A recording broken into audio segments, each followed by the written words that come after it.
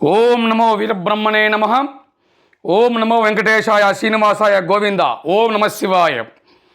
జనవరి 1వ తేదీన 2025 శ్రీవారి మెట్ల పైన మీ ధర్మరక్షకుడు మీ కుంకు బాలాజీ 2400 మెట్లు 9వసారి. ఇంతకుముందు అలిపిరి మెట్లపైన 3 సార్లు, శ్రీవారి మెట్లపైన 5 సార్లు, మళ్ళీ ఇప్పుడు శ్రీవారి మెట్లపైన 9వసారి. దుష్ట శిక్షణ శిష్ట రక్షణ ఎలా ఉంటుందో త్వరలో చూడబోతున్నారు. దుష్టులు పెరిగినప్పుడు, పాపాతులు పెరిగినప్పుడు దుష్ట సంహారణ జరగాల్సిందే. కొంతమంది పుడతారు, దేనికోసం పుడతారో తెలియదు, కానీ కొంతమంది పుడతారు ధర్మం కోసం పుడతారు, ధర్మం కోసం చచ్చిపోతారు.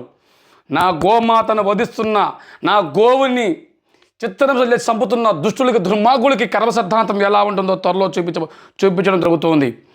వదిలిపెట్ట కర్మ సిద్ధాంతం అనేది చూపిస్తా. ఒక్కటి పొల్లు పోయకుండా తూచా తప్పకుండా జరుగుతూ ఉంది.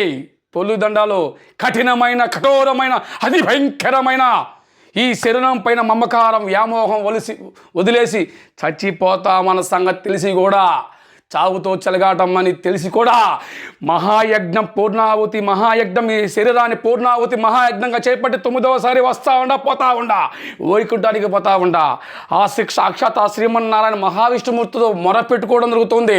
ఒక్కొక్క మెట్టు గోవింద గోవింద ఘోషతో ఈ తిరుమల పవిత్రమైన పుణ్యక్షేత్రాన్ని, ఈ యొక్క శరీరాన్ని మహాయజ్ఞంగా అగ్ని పర్వతంగా మండుకుండే ఈ యొక్క శరీరమే మహాయజ్ఞం, అగ్ని పర్వతము లాగా పూర్ణాహుతి యజ్ఞం ద్వారా కర్మ సిద్ధాంతం ఎలా ఉంటుందో త్వరలో చూపించడం జరుగుతూ ఉంది. ఓం నమో వెంకటేశ వీరబ్రహ్మణే నమ. ఓం నమ శివాయ. ఓం కాళికై నమో నమ. ఆకాశానికి భూమికి మధ్యలో ఉండేది అంశ శ్వాస, ఆ శ్వాసే వీర కాళికామాత ఆశీర్వాదంతో ముందుకు అడుగులు వేస్తూ ఒక్కొక్క మెట్టు గోవింద ఘోషతో. గోవింద అంటే విశ్వమాత, గాయత్రి మాత. గోమాత అంటే భూలోకమాత.